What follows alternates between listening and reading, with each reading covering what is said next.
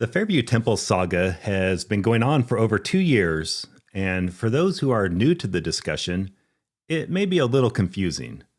So here is a quick overview to get you up to speed.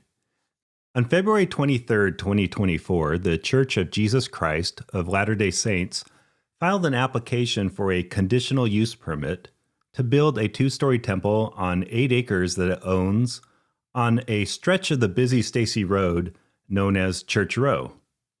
A conditional use permit is required to build a church anywhere in Fairview, and I'll have another video explaining how this works. The temple would have had a spire that would have reached 174 feet. On May 9, 2024, the temple application went before the Planning and Zoning Commission.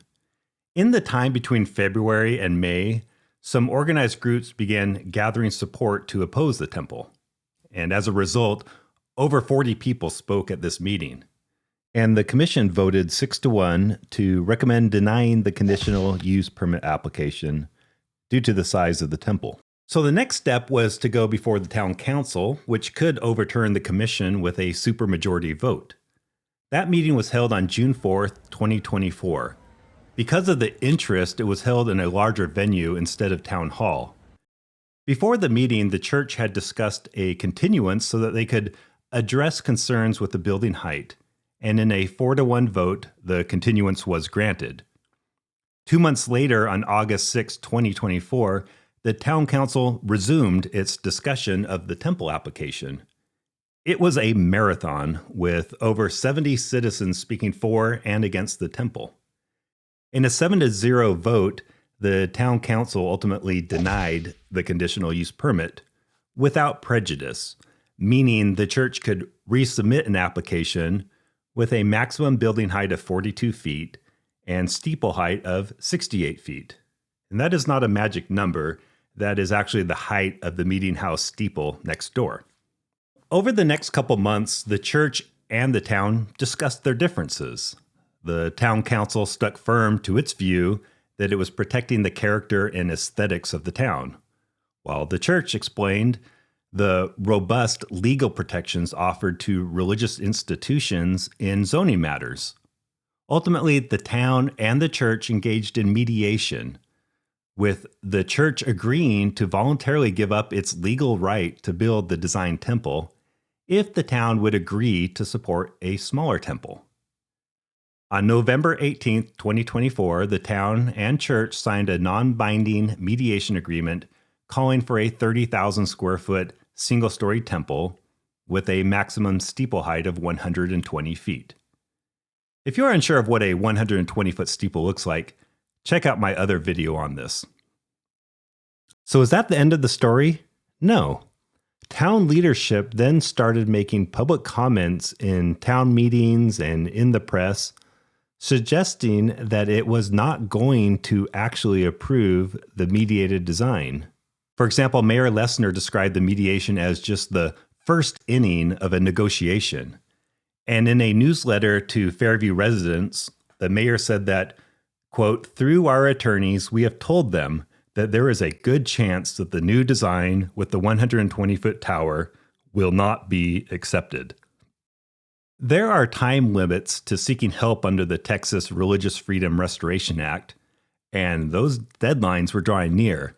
So the town's reluctance to confirm that it would follow the mediated agreement forced the church to protect its rights by sending a legally required notice of intent to sue under the Texas Religious Freedom Restoration Act. The church sent that notice to the town on January 27, 2025. It's important to understand that they did not actually sue the town, but they had to send this notice to protect their rights in case the town reneged on the agreement, which it looked like they were going to do. If they didn't send the notice, they might lose the right to get help from the court. But alongside that notice, the church repeatedly told the town that they were ready to file the revised conditional use permit application for the smaller temple and not sue, but they needed to know that the town would stand by the mediated agreement and approve the application. Eventually, the church was satisfied that the town would abide by the agreement, so they filed the revised conditional use permit application. On April 24th, 2025, the Planning and Zoning Commission heard the application. Planning and Zoning approved the conditional use permit 7-0, but they imposed some pretty significant conditions, including limiting the steeple height to 68 feet and requiring the church to change the name of its temple. On April 29th, 2025, just a few days later, the town council heard the conditional use permit application. Again, it was a marathon of passionate arguments. The church agreed to all of the conditions that the Planning and Zoning Commission had imposed on them, even those beyond what the law actually required. But they stuck to the size of the agreed temple. Ultimately, the town council approved the mediated temple design with a 120-foot steeple by a vote of 5-2. The story takes a slight detour here because on June 6, 2025, some citizens filed a lawsuit against the town, arguing that the temple had to be approved by a supermajority because a certain percentage of landowners living within a certain radius of the temple had objected to it. This one is complicated, but not particularly relevant to the main issue.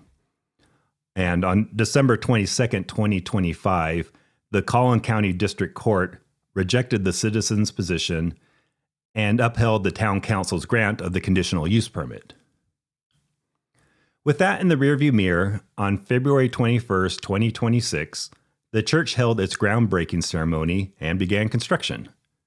3 months later, the mayor began publicly asking the church to again reduce the temple size. In June, the town council turned up the heat by hiring a public relations firm to begin a public campaign to, quote, embarrass the church into redesigning the agreed, approved, and under construction temple. This currently ongoing campaign has included a media blitz, dozens of signs in the media near the temple, and a website. Keep in mind that this public campaign began 14 months after the town had approved the temple. Where did this money come from? Last year, the town council solicited funds from the public to pay court costs if the temple question went to the courts.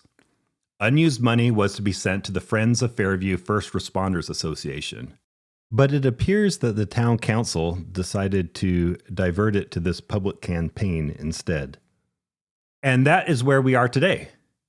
Now that you're all caught up, feel free to peruse some of the other videos giving context to the temple discussion.